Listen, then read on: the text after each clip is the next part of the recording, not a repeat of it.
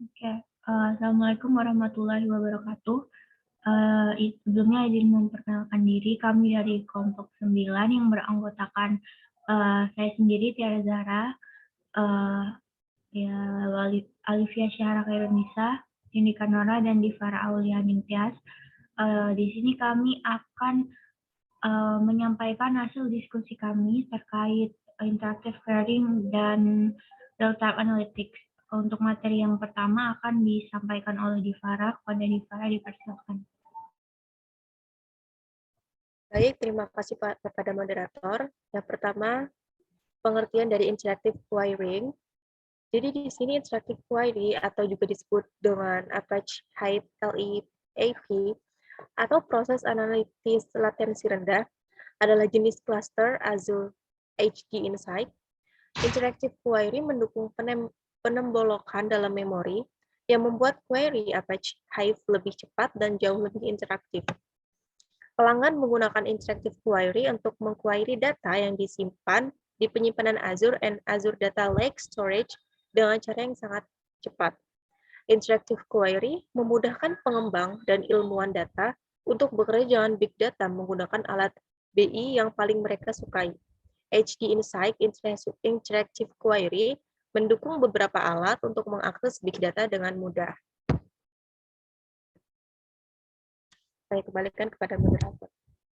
Baik, terima kasih. Untuk materi selanjutnya tentang contoh interactive querying akan disampaikan oleh saya sendiri. Jadi Spark SQL adalah merupakan komponen dari Spark yang menyediakan interactive querying. Spark merupakan proyek paling sukses yang pernah dikerjakan oleh Apache Software Foundation. Apache Spark sendiri merupakan kerangka kerja komputasi yang dirancang untuk mempercepat komputasi. Oleh karena itu, muncul Spark SQL sebagai tuntutan untuk menggunakan Spark. Dan apa peranan dan pentingnya Spark SQL? Spark SQL awalnya dibuat sebagai Apache Hive yang berguna untuk menjalankan Spark. Dan kini kegunaannya berkembang justru menjadi alat yang dibangun untuk mengatasi kelemahan Apache Hive dan menggantikannya. Selain itu, Spark SQL juga berguna untuk beberapa hal berikut. Yang pertama, sumber data frame API, yaitu kumpulan pustaka untuk bekerja dengan table data. Yang kedua, data frame API, yaitu membantu menentukan frame data yang berisi baris dan kolom. Yang ketiga, Catalyst Optimizer yang merupakan kerangka kerja optimasi yang diperluas dengan ASQL Engine dan Command Line Interface. Catalyst sendiri merupakan modul pustaka yang dibuat dengan berdasarkan perintah sistem. Selain itu, Spark SQL memiliki fitur-fitur yang dapat membantu dalam bahasa pemrograman. Beberapa hal berikut merupakan contohnya. Yang pertama, integrasi dengan Spark, lalu penyeragaman akses data. Yang ketiga, kompatibilitas dengan Hive. Yang keempat, konektivitas standar dengan alat bisnis intelijen. Dan yang terakhir, fungsi buatan pengguna. Berdasarkan beberapa hal yang telah saya sebutkan tadi, dapat disimpulkan bahwa Spark SQL adalah modul multifungsi yang kegunaan utamanya adalah untuk memproses struktural. Alat ini sangat penting dalam digunakan bersama dengan aplikasi Apache Spark. Sekian dari saya. Selanjutnya, untuk materi selanjutnya akan disampaikan oleh Cindy.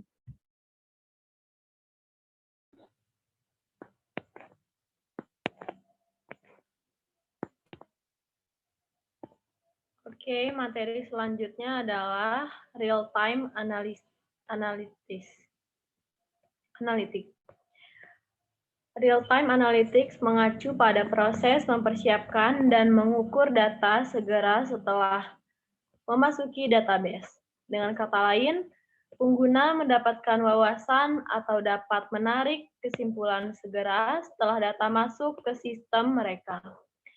Teknologi ini juga dapat membantu perusahaan mendapatkan kemampuan untuk melihat, menganalisa, dan menentukan nilai dari suatu data di waktu yang bersamaan pada saat data tersebut diterima oleh sistem. Solusi ini menyajikan insight yang didasari oleh data yang tersedia, output-nya akan diterima dalam bentuk dashboard dan laporan secara visual yang memudahkan user untuk memahami isi dari laporan tersebut. Real-time analytics dapat dimanfaatkan oleh perusahaan dari berbagai sektor, seperti pemerintah, financial banking, manufaktur, energi, dan masih banyak lagi. Pada dasarnya, semua sektor dapat terbantu oleh teknologi ini, karena mengetahui potensi masalah yang akan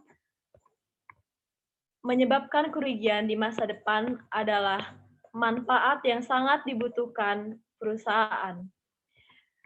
Dan juga sebaliknya, jika ada metode atau proses bisnis yang menghasilkan sesuatu yang menguntungkan, perusahaan akan segera mengetahuinya dan dapat melanjutkan penggunaan tersebut agar hasil bisnis yang maksimal dapat dicapai ke depannya. Lalu, bagaimana cara kerjanya? Real-time analytics bekerja dengan cara menarik data ke dalam sistem. Untuk menarik data dalam jumlah besar ke dalam sistem, teknologi ini dibantu oleh tools yang disebut aggregator. Selanjutnya, output yang dihasilkan dari data yang masuk ke dalam sistem tersebut akan muncul hanya dalam waktu beberapa detik saja. Kembali kepada moderator. Baik, terima kasih atas penjelasannya. Untuk materi yang terakhir akan disampaikan oleh Alivia. Kepada Alivia, dipersilakan. Oke, thank you moderator.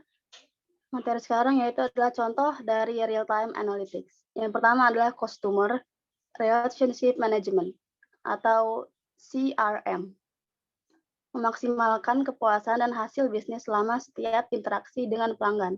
Yang kedua yaitu mendeteksi penipuan di tempat penjualan. Yang ketiga, menargetkan pelanggan individu di gerai retail dengan promosi dan insentif. Sementara pelanggan berada di toko dan di sebelah barang dagangan. Berikut adalah beberapa contoh manfaat dan use case lainnya dari penggunaan solusi real-time analytics.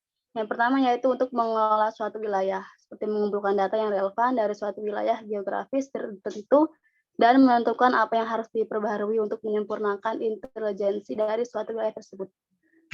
Yang kedua yaitu untuk mendeteksi anomali, mengidentifikasi aktivitas tidak wajar pada suatu sistem yang disebabkan oleh pelanggaran keamanan yang dilakukan oleh pihak internal dan eksternal perusahaan, serta technical error. Selanjutnya yaitu membuat strategi pemasaran yang lebih baik untuk menentukan strategi yang didasari oleh perilaku pelanggan guna meningkatkan efektivitas kampanye iklan dan pemasaran. Output yang diterima juga akan membantu perusahaan menentukan strategi penetapan harga dan penargetan audiens yang lebih baik. Pada intinya, semua sektor membutuhkan solusi real-time analytics, karena salah satu manfaat terbesar dari penggunaan solusi real-time analytics bagi perusahaan adalah kemampuan untuk mengambil keputusan dalam rentang waktu yang sangat singkat. Dengan insight yang dihasilkan, kita dapat menghapus, memperbarui, atau memperkenalkan ide dan proses bisnis baru ke lingkungan perusahaan dengan resiko seminimal mungkin, serta karena keputusan yang diambil didasari oleh data yang tersedia. Oke, that's all for me. Back to the moderator. Baik, terima kasih atas penjelasannya.